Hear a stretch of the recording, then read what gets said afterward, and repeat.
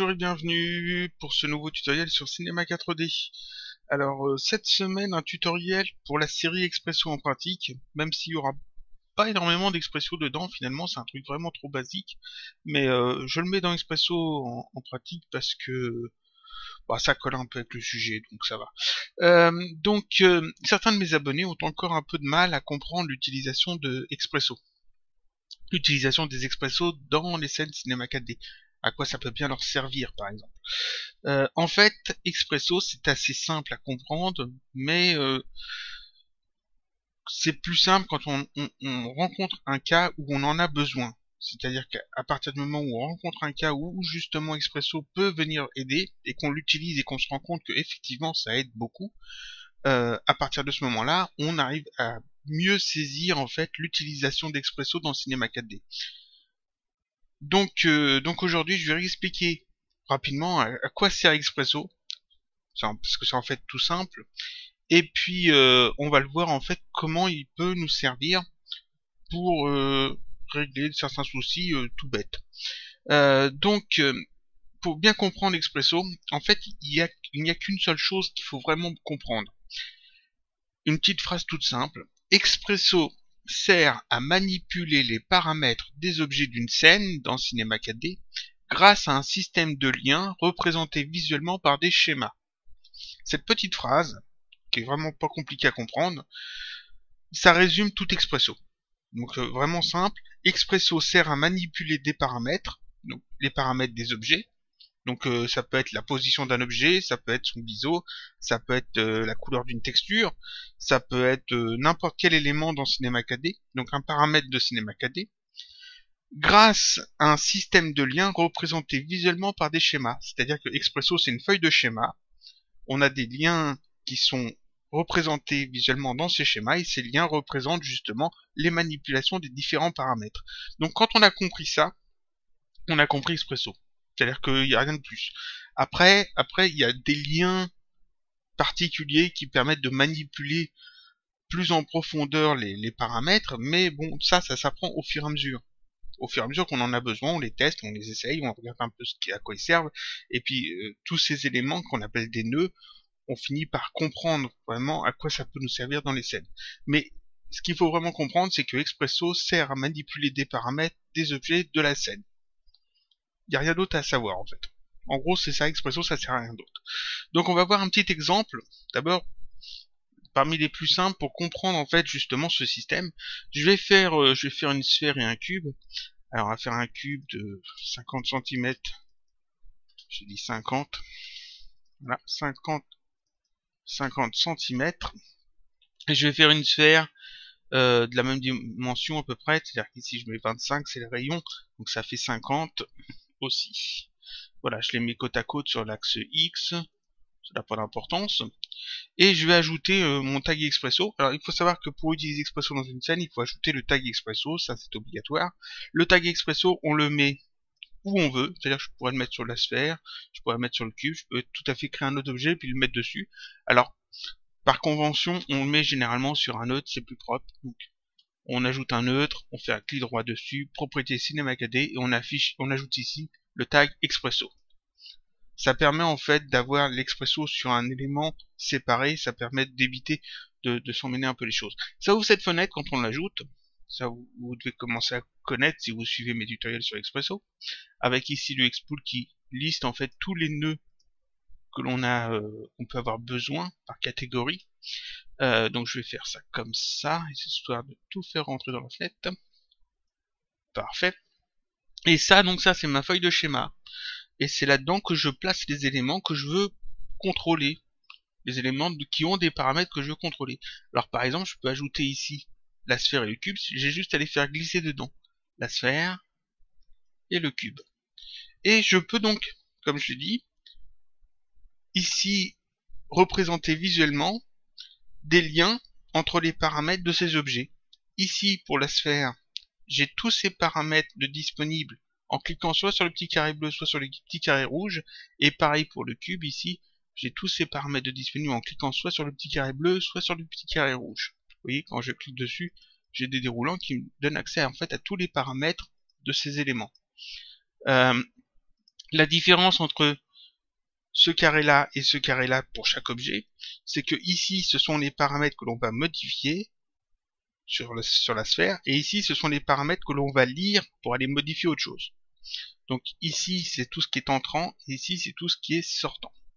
Donc imaginons que je veuille que quand je déplace la sphère sur l'axe Z, donc sur l'axe bleu, je veux que le cube se déplace sur l'axe Y, sur l'axe vert, par exemple.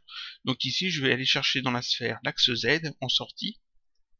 Donc je vais dans coordonnées, position globale, tant qu'à faire, position globale Z, voilà. La position, le paramètre position globale Z de la sphère, je veux le rattacher ici à la position globale Y du cube. Donc ici, ça sort du paramètre de la sphère et ça va dans le paramètre du cube ici. Et en faisant ça, là j'ai juste fait un expresso tout bête qui prend juste la position d'un élément et qui la transpose en fait dans la position d'un autre élément sur un autre axe. Donc là, si je déplace la sphère sur Z, le cube va se déplacer sur Y. On vérifie ça tout de suite. J'ai la sphère de sélectionner, je la déplace sur Z. On voit que le cube effectivement se déplace sur Y. Donc ça, c'est l'utilisation de base des expressos, c'est-à-dire que l'on manipule en fait les paramètres des objets avec cet expresso, avec juste des liens comme ça visuels, avec ce que l'on appelle des nœuds, c'est-à-dire ces objets-là. Et ici, on a tous les nœuds supplémentaires qui vont nous permettre de ajouter des manipulations supplémentaires, par exemple d'ajouter des calculs en fait avant qu'une donnée d'un paramètre rentre dans une donnée dans un champ d'un autre paramètre. Par exemple ici je pourrais tout à fait demander à ce que ce soit multiplié par 2 avant d'aller dans le paramètre position globale Y, par exemple. Donc ça c'est Expresso, c'est le fonctionnement d'Expresso. Ça je l'ai déjà expliqué hein, dans pas mal de vidéos, je reviens pas trop dessus. Donc je retire tout ça. Et maintenant, on va voir à quoi ça peut nous servir concrètement, parce que c'est Expression en pratique, hein, la série. Imaginons que je souhaite faire des yeux cartoon, que je pourrais ajouter sur n'importe quel élément. Par exemple, je voudrais qu'une bouteille de lait ait des yeux, et puis pouvoir la faire bouger de façon cartoon, et puis qu'elle ait vraiment une expression des yeux type cartoon d'ajouter dessus. Je dis une bouteille de lait, ça pourrait être autre chose, ça pourrait être une poubelle, ça pourrait être une voiture, ça pourrait être n'importe quoi. Donc je vais créer en fait un œil cartoon que je vais pouvoir dupliquer ensuite pour en avoir deux et que je pourrais ajouter à n'importe quel objet. Donc on va faire ça de manière très simple. Je vais simplement prendre une sphère, voilà, une sphère, et puis je vais en couper la moitié. Donc je vais peut-être ici la mettre en mode hexaèdre. J'ai pas besoin d'avoir autant de segments, je pense. Si je mets 18 segments, je pense que ça devrait suffire. Je la mettrai dans un Hypernose, je pense. Donc voilà, je vais rendre ça éditable. Et je vais couper ça en deux, donc je montre, j'explique pas trop la modélisation, là c'est vraiment du basique. C'est-à-dire que je vais sélectionner cette arête là. Ensuite, je sélectionne ces polygones là, je les supprime. Je passe en mode point, je supprime tous les points qui étaient résiduels. Je vais l'aplatir. Alors je vais mettre à peu près comme ça. Et je vais aplatir ça, ou comme ça, énormément. De beaucoup. Est-ce que je laisse aplatir? Ouais, c'est bien. On va aussi l'aplatir un petit peu comme ça. Voilà, on a un œil un peu cartoon. On va lui mettre une texture blanche. Alors un blanc absolu c'est du cartoon, donc on peut exagérer les choses. Voilà. Paf, un blanc. Parfait. Et je mets ça dans un Hypernose. Voilà, comme ça c'est bien arrondi. L'Hypernose, je peux peut-être même le baisser un petit peu au niveau de la... Pas besoin d'avoir beaucoup de segments. Voilà, là c'est bien, c'est très bien ça. C'est parfait. Il faut une pupille. Forcément parce que si on veut donner une expression à l'œil, on va ajouter une pupille. Donc on va ajouter une deuxième texture. Voilà. Une pupille noire, donc ici un noir absolu, c'est toujours du cartoon, on retire la spécu. Et je vais mettre un alpha. Voilà, parce que c'est juste une pupille. Dans l'alpha, je vais mettre un dégradé. un dégradé circulaire. Voilà, et puis on va déplacer en fait ces petites poignées là, une ici, puis l'autre là. De manière à avoir ici, vous voyez, juste un petit rond qui fait en fait la pupille. Et ça, je le mets sur la sphère. Tac, voilà. Là, c'est pas bon, elle est ovale et tout. On sélectionne ça, le tag. Et puis ici, on va le modifier des petites choses. On va le passer en plein air. Et puis on va décocher la répétition. On n'a pas besoin que ça se répète. Hein. Voilà. Et donc là, j'ai une pupille. On peut peut-être la faire un tout petit peu plus petite, peut-être.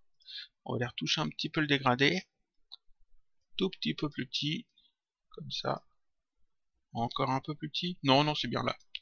Voilà, et quand je fais mon rendu, ici j'ai un œil cartoon, juste un, avec la pupille bien au milieu. Maintenant, je vais mettre ça dans un neutre, dans Alternate G. Voilà. Ça va être un œil. Œil. Maintenant, si je veux que... On en fera deux après, forcément. Si je veux que la pupille soit à peu près ici, pour donner une expression, ou si je veux aller mettre la pupille ici, ou ici, ou ici, ou n'importe où, sur l'œil, si je veux la déplacer, faire de l'animation de l'œil, c'est pas pratique, parce qu'en fait ici, c'est une texture, donc il faut que je sélectionne mon tag de texture, que je sélectionne la sphère, que j'aille en mode texture, et là je peux prendre la texture et la déplacer, voilà, je quitte le mode texture, je fais mon rendu, ouais, là j'ai bien l'œil qui est en bas, maintenant j'aimerais que l'œil soit en haut, donc je sélectionne ça, je repasse en mode texture, je le redéplace. C'est pas pratique, hein. C'est vraiment pas pratique parce qu'à chaque fois que je vais vouloir modifier l'œil, en fait, il va falloir que je resélectionne à chaque fois la sphère, l'élément ici, le tag, et puis ça, forcément, ça sera peut-être refermé en fait dans ma scène parce qu'il y aura peut-être plein de choses, donc à chaque fois, il faudra que j'ai cliqué là-dessus, là-dessus, en mode texture, redéplacer le truc. Ça va être vraiment agaçant au bout d'un moment et on va plus avoir envie de manipuler l'œil. En fait, je vais vouloir faire ça autrement. Qu'est-ce qui serait pratique? Ce qui serait pratique, ça serait d'avoir un élément plus visuel que je pourrais cliquer directement dessus dans cette vue-là, sans avoir à aller chercher ici. Et puis qu'en le déplaçant cet élément visuel, ça déplace la pupille. Et c'est ce qu'on vient de faire juste un petit peu avant. C'est-à-dire que quand on déplaçait la sphère, dans mon exemple précédent, ça déplaçait le cube. Quand je déplaçais la sphère sur un axe, ça déplaçait le cube sur un autre axe. J'aurais tout à fait pu déplacer la sphère sur les trois axes et que ça déplace le cube également sur trois axes. Les trois mêmes axes, par exemple. Donc, on peut creuser là-dedans. On peut se dire, on va utiliser une sphère. C'est facile à sélectionner une sphère dans la scène. Et puis cette sphère, en fait, quand je veux la déplacer sur l'œil, je veux que la pupille se déplace aussi. C'est tout bête. Alors on va faire une sphère, on va chercher un petit peu, on va faire une sphère. Alors, pas une sphère très grande, hein. Je dis pas très grand. Voilà, 25. Oh, plus petit que ça, hein. 10, ça fait quoi comme taille? Ouais, c'est bien 10. Peu de segments, pas besoin de beaucoup de segments, hein. De toute façon, c'est juste une sphère à sélectionner, hein. On pourrait même en mettre ici 10, je pense. Ouais, de toute façon, c'est bien. Sphère parfaite et cochée, de toute façon, mais elle sera pas rendue, cette sphère. Ouais, on va la mettre là.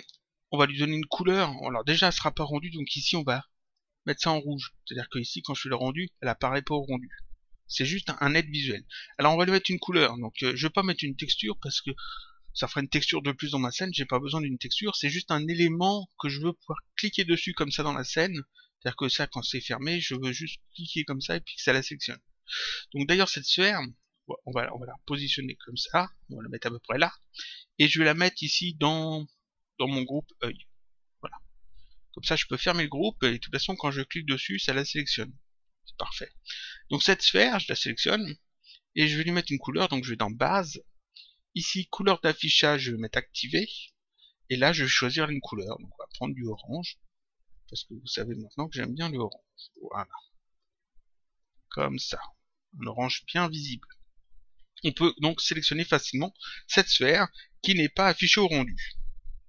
Donc ici, j'ai quand même une aide visuelle.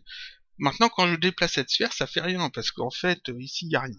Et puis quand je la déplace, ici, par exemple, on voit qu'en fait elle suit pas le contour de l'œil, tout ça, c'est pas pratique.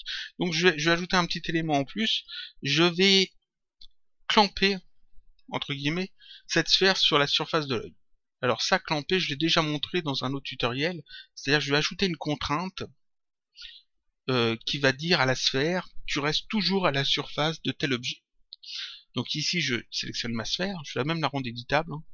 Voilà, comme ça j'ai un objet polygonal, ça change rien ici pour le rendu. Donc je sélectionne la sphère, je fais un clic droit, je vais dans propriétés personnage, je vais chercher ici contrainte et je clique dessus. Ça m'ajoute un tag de contrainte. Ce tag de contrainte ici, j'ai plusieurs paramètres que je peux, plusieurs contraintes que je peux définir. Je vais définir la contrainte clamper, donc clamp, je coche. Ici j'ai un nouvel onglet, je le sélectionne et j'ai les paramètres en fait qui servent à clamper un objet sur un autre.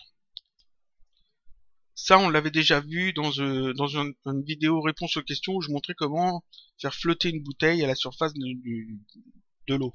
C'est-à-dire que la bouteille était clampée en fait à la surface d'un plan qui ondulait.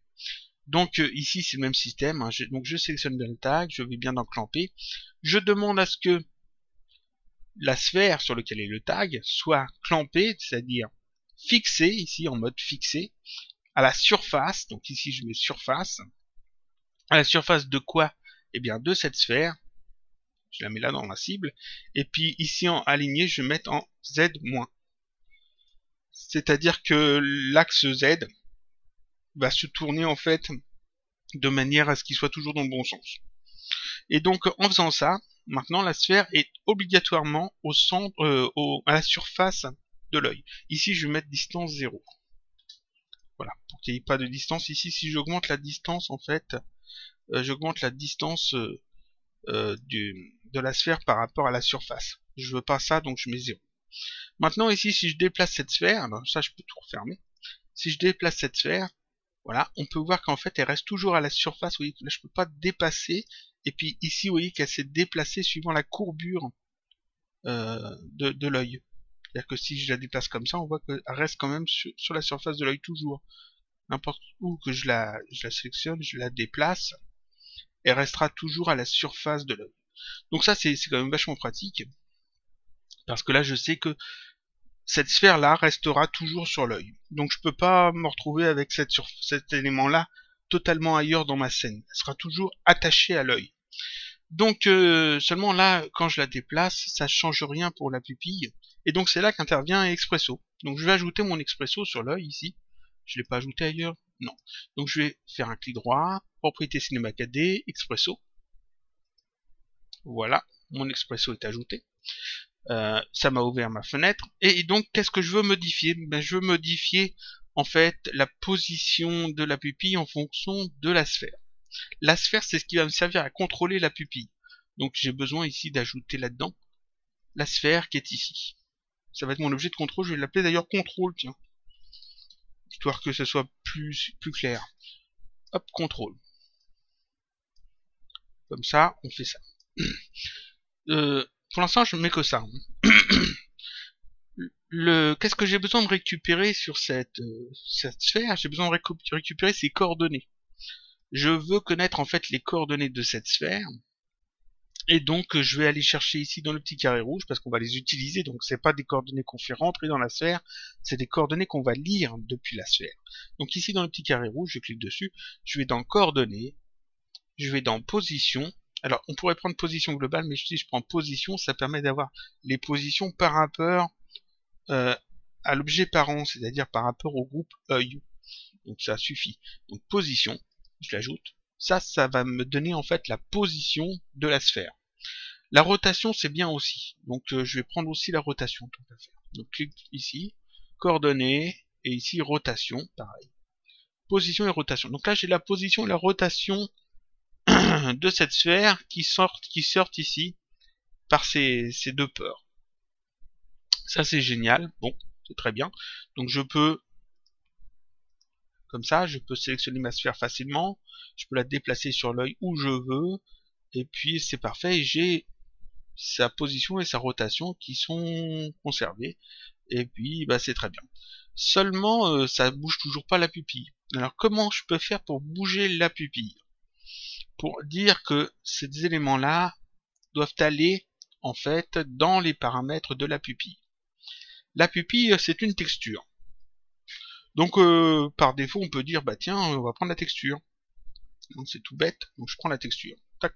On peut faire glisser une texture dans Expresso. C'est génial. On peut aussi faire déplacer les textures, donc on peut aussi manipuler les paramètres des textures. Donc là, j'ai ajouté ma texture, et puis quand on regarde dans le petit carré bleu, qu'est-ce qu'on a? On n'a pas ce qu'il faut. On n'a pas les coordonnées. Pourquoi on n'a pas les coordonnées ici? Ça peut être troublant pour celui qui commence, parce que avec Expresso, parce qu'il se dit oui, c'est la texture que je veux contrôler, donc j'ajoute ma texture, et puis ici, j'ai pas ce qu'il faut.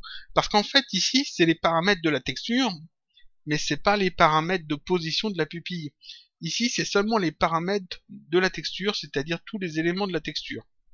Par exemple, la couleur, par exemple, la diffusion, l'illumination, c'est-à-dire tous les paramètres que l'on a quand on ouvre cette boîte de dialogue. Tous ces paramètres-là, même l'alpha, on peut le trouver ici. Mais là-dedans, dans ces paramètres-là, on n'a pas les informations de position de la texture. Donc c'est pas en fait ça qu'il faut ajouter. Donc ça, je le retire. Alors on se dit, ah ben c'est un dégradé que j'ai utilisé. J'ai utilisé un dégradé. Je crois que j'ai effacé bêtement. Oui, j'ai effacé bêtement. Voilà. J'ai appuyé sur supprime par erreur. On se dit, bon bah c'est un dégradé que j'ai utilisé, donc je peux peut-être utiliser le dégradé, parce que dans le dégradé ici, on a quand même d'autres paramètres. Alors ce que l'on peut faire, on peut tout à fait prendre ça et puis le mettre ici. Tac. Vous voyez qu'on peut même prendre un élément dans la texture et cet élément-là l'ajouter dans Expresso. Et là j'ai des paramètres aussi. Mais seulement on n'a pas ce qu'il faut non plus, on n'a pas les coordonnées. Ici j'ai bien les coordonnées, les informations du dégradé. Ici j'ai bien montré toutes les informations sur le dégradé ici, l'angle, le cycle, etc. Les différents dégradés. Ici il y en a 1 et 2. Vous voyez que c'est dégradé biais 1, 1 couleur, 1 intensité, 1 position. Alors, ça sort de la capture. Il faudrait que je montre ça comme ça. Là, voilà. Dégradé. Dégradé, interpolation. Et ici, il y a un petit 1 avec marqué biais, un petit 1 avec marqué couleur avec les informations de couleur, un petit 1 avec marqué intensité, un petit 1 avec marqué position. Après, on a dégradé 2 avec les mêmes réglages, etc. Ça correspond en fait à ces petites poignées ici. La première petite poignée et la deuxième petite poignée. Si j'en ajoute une de plus, comme ça, j'en ai ajouté une de plus, hein, et quand je regarde ici dans mes paramètres, on voit qu'on en a une troisième en fait. Il y a un numéro 3 qui s'est ajouté parce que j'ai ajouté une poignée en plus. Et si je retire cette poignée, comme ça, elle disparaît aussi dans les paramètres. Donc on peut quand même contrôler pas mal de choses. On peut aussi contrôler, donc vous voyez, les couleurs des dégradés, les couleurs des poignées, les positions où se trouvent ces poignées. Mais seulement ça nous aide toujours pas parce que ici ça joue pas en fait sur la position de la pupille dans la scène. Ici ça me permet de travailler que sur le dégradé. Donc ça, je le supprime, c'est pas encore ça. Qu'est-ce que je vais donc pouvoir ajouter dans mon Expresso pour contrôler en fait la position de cette pupille? Quand on voulait le faire manuellement, ce qu'on faisait, c'est en fait on sélectionnait la sphère et on sélectionnait le tag. Et on passait en mode, ici, texture. En fait, c'est le tag qu'on sélectionne, c'est pas la texture. Ah ben, là voilà la réponse. Le tag, est-ce qu'on peut l'ajouter dans Expresso, à votre avis? Eh bien oui. Bien oui, bien sûr, on peut ajouter quasiment tout dans Expresso. Pas tout, mais beaucoup de choses. Donc ici, le tag, je le fais simplement glisser dans Expresso. Et miracle, il s'ajoute avec un nom de texture. En fait, c'est un tag de texture. Et là, si je regarde le petit carré bleu, paf, j'ai les coordonnées. Les coordonnées du tag. On a aussi d'autres informations comme justement le limité à la sélection qui est très pratique, comme le type en fait le type de projection ici, c'est-à-dire que ici le type de projection planaire, le limité à la sélection qui est vide ici, on pourrait tout à fait le remplir avec Expresso. On pourrait le faire dynamiquement. Donc ici j'ai ajouté le tag et je peux avoir accès aux coordonnées du tag. Donc je vais ajouter donc la position et je vais ajouter aussi la rotation. Et là, j'ai juste à relier, comme on a fait tout à l'heure pour le cube et la sphère, on relie la position à position, la rotation à rotation. Ça, je peux le fermer, je peux réduire tout ça. Imaginons qu'ici, j'ai une scène très compliquée, avec beaucoup de choses, que l'œil même se trouve à l'intérieur d'un autre groupe, etc. On peut même en faire deux, je vais dupliquer. Voilà. Le double, je le mets à côté. Voilà. Et tout ça, je vais le grouper encore dans un autre élément. Ça va être la tête. Par exemple. J'ai mis texte. Tête. Tant pis pour l'accent. Et puis ça pourrait être aussi dans encore un autre groupe, qui va être perso, par exemple. Et puis etc. Et si je voulais le faire manuellement, si je voulais modifier en fait la position des yeux manuellement, il fallait que je clique ici, que je clique ici, je clique là-dessus, je passe ici, je déplace la pupille, et puis après il faut faire l'autre, donc je vais rouvrir celle-là, je sélectionne ça, je déplace l'autre, après il faut tout refermer forcément parce que faut qu'on puisse travailler sur la scène, voilà. Et ça c'était chiant. Maintenant, comme on a mis Expresso, c'est plus simple. Ici, j'ai même pas besoin d'ouvrir le truc. Je clique sur le petit rond. Ici, vous voyez sur mon objet, sur la petite sphère orange, je sais que c'est celle que je veux, et je peux la déplacer. Et en fait, vous voyez que ça déplace la pupille en même temps. Vu qu'Expresso permet de relier la position de la sphère au tag de texture, en fait ici, je peux déplacer facilement les pupilles des yeux, simplement en cliquant dans la scène. On va mettre celle-là un petit peu sur le côté comme ça, tac. On va mettre ça plus haut d'ailleurs. Comme ça, pour lui donner un autre style. Voilà, et comme ça je peux manipuler en fait directement depuis la scène les paramètres sans avoir à les cliquer dans plein de choses ici. Et ça c'est une utilisation possible d'Expresso de manière très simple parce qu'en fait vous voyez que l'Expresso ici qu'on a utilisé est vraiment super simple. C'est-à-dire qu'on a juste la sphère qu'on a appelée contrôle. Voilà, qui contient juste la position et la rotation, et on l'applique ça sur le tag de texture, c'est tout bête, comme ça, il y a juste à relier. Donc là, comme je reprends la phrase que j'ai dit au début, Expresso sert à manipuler les paramètres des objets, c'est effectivement le cas, ici ça nous sert à manipuler les paramètres de la pupille ici du tag de texture, donc des paramètres d'un objet de la scène, grâce à un système de liens. Ici, on voit qu'il y a effectivement des liens représentés visuellement dans un schéma. Ici, on a bien un schéma, on a donc la sphère, le tag de texture, on a des liens et ça fonctionne. Donc ça, c'est une utilisation toute bête, toute basique d'Expresso qui peut vous servir. Vous voyez qu'ici, on a fait donc juste deux petits yeux cartoon et si je veux modifier un petit peu le style, je peux modifier comme ça facilement. Avec le tag clampé, le tag contrainte, on évite en fait que les sphères aillent hop, là carrément ailleurs. Ils sont vraiment rattachés, vous voyez, sur l'œil. Je peux pas le désolidariser de l'œil, c'est vraiment sur l'œil. Donc ici, on peut déplacer ça comme ça où on veut. On risque pas de faire de bêtises. Et puis on peut déplacer l'élément n'importe où dans la scène, le mettre ça devant un autre élément. Par exemple, si on pouvait avoir une bouteille de lait, un cube, n'importe quoi. Ici, je vais faire juste un grand cube comme ça. Voilà, on va mettre ça au niveau du sol. Et puis ça, on va mettre ça devant. Voilà, comme ça, pour donner un petit peu des yeux au cube. Et puis là, je peux facilement, juste en cliquant ici, donner une expression. Voilà, à mon objet. Comme ça, de manière vraiment très simple, très basique. Grâce à Expresso, j'ai simplifié en fait la manipulation de ces yeux. Ouais, de manière très simple. Faire ça comme ça, je fais très mal mais c'est pas grave. Plus bas, là, on va sélectionner le deuxième, mettre plus bas, tac. Et là, je n'ai même pas besoin de passer par des données utilisateurs ni rien. C'est vraiment du clic directement dans la scène. C'est vraiment très intuitif. Et c'est Expresso qui fait ça. Voilà, c'est tout bête. Donc ça, c'était Expresso en pratique. C'est un petit rappel sur Expresso. J'espère que ça aidera un petit peu à ceux qui comprennent pas l'utilisation d'Expresso. À quoi ça peut servir? Et bien voilà à quoi ça peut servir. Un truc tout bête à manipuler des éléments par rapport à d'autres de manière tout simple dans la scène. Ici on l'a fait pour les yeux, mais ça pourrait être pour plein d'autres choses. Hein. On pourrait tout à fait contrôler. Là j'aurais pu rajouter en fait les sourcils, des petites formes avec des sourcils avec un élément qu'on pourrait sélectionner, puis peut-être un déformateur qui influencerait en fait la courbure des sourcils juste en déplaçant un élément peut-être sur un axe Y, sur une toute petite distance par exemple.